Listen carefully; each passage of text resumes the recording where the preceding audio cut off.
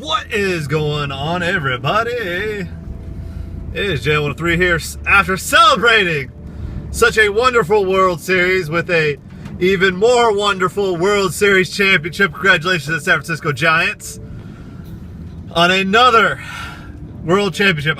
You know what? It took me so long. I thought, I might, after 2002, I might never ever see a Giants championship. And now I've seen 3 in my lifetime, and I can definitely die a happy baseball fan.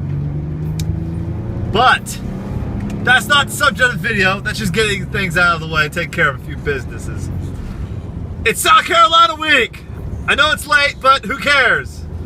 It's South Carolina week, aka kicking the shit out of that finger-licking caca-lacka chicken that we call the South Carolina Gamecocks, who, at the beginning of the year, everyone thought this is the team that's going to win the SEC East.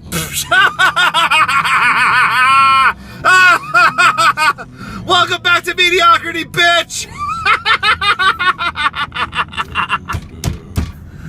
Oh, well, you guys are going down.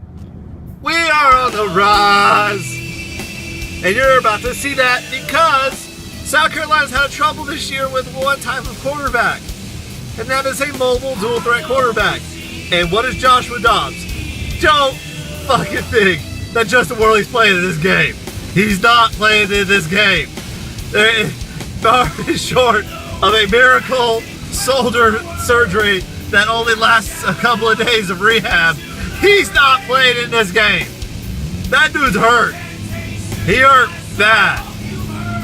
But anyway, Joshua Dobbs is a mobile dual threat quarterback that can use his legs. And no, Corwin, it's not because he's black. It's because he's athletic. Brace has no problem with it. Because you guys had trouble with Kentucky's quarterback, and that boy's water than friggin' Wonder Bread and milk. But that's beside the point. You guys have trouble with dual threat quarterbacks in a run option offense. It's been proven. Texas A&M, you gave up 50. You gave up a bunch of points to Kentucky. You gave up a bunch of points to Auburn. I mean, the only team that you were successful was Matty Mock. And Matty Mock don't run around as much. So, that advantage is for Tennessee.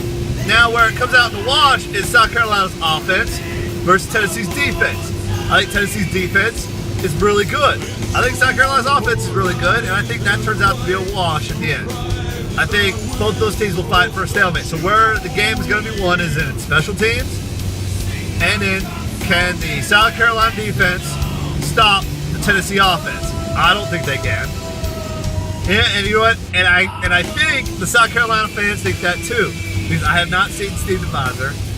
I have not seen the other South Carolina vid maker. I forget what his name is right off the top of my head. Those guys are just non-fucking existent. Milk carton those motherfuckers too as well. Where the fuck are you guys? But anyway, Big Ball Daddy made the choking the chicken reference, which is hilarious in more than one way. The way that it's not funny is I don't want to see that big man doing that stuff, but that's nasty. But what funny was is that it's kind of true that South Carolina has not been that clutch this year. This season, they haven't been very clutch. When the going gets tough, the South Carolina Gamecocks get back to losing. They're starting to be like their little sisters, Clemson, who likes to snatch defeat from the jaws of victory. You guys at least will win sometimes, snatching, the victory from the jaws of defeat. But on most times now, in a close game, you guys aren't winning that game. You're not winning that game. And it showed last year in Knoxville, and I think it'll show this year again. I don't think your team matches up well with Tennessee's strengths. I think, this is the game that Marquez North made that wonderful catch for the game.